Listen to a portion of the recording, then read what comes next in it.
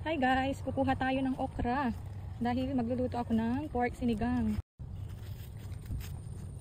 Oh, di ba? Shoot. Guys, yan. Mahangin. Tsaka makulimlim. Ayan oh.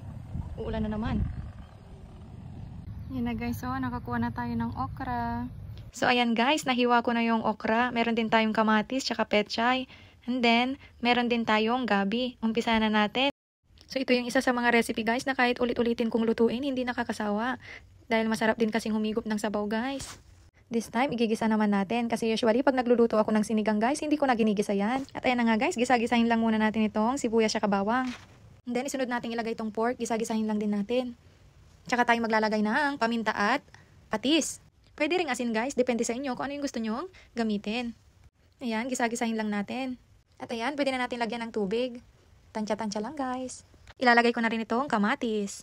And then, maglalagay pa rin ako ng kaunting patis. At ayan, iwanan na muna natin para lumambot yung karne. At ayan na nga guys, finally malambot na yung karne. Ilalagay ko na itong gabi para ito naman yung palalambutin ko. And then, syempre ilalagay ko na rin itong sinigang mix. Maglalagay din pala ako ng seasonings. Depende sa inyo guys kung ano yung gusto nyong ilagay. Kasi maraming iba't ibang klaseng seasonings ngayon. Ayan, maglalagay din ako ng 3 siling green. Tsaka ilalagay ko na rin itong okra. Fresh na fresh. And last but not the least, ayan, ilalagay ko na rin itong pechay. Ayan, napakaraming pechay. Napuno na yung kawali ko. Pero kaya pa yan guys. Ayan guys, fast forward. Luto na yan. Ubus na rin yung uling. Saktong-sakto lang. O, bali tikman muna natin guys kung anong lasa niya.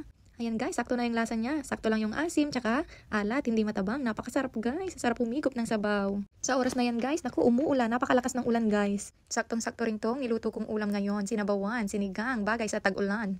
So yun lang guys, kain po tayo. Maraming salamat po sa panonood. Bye!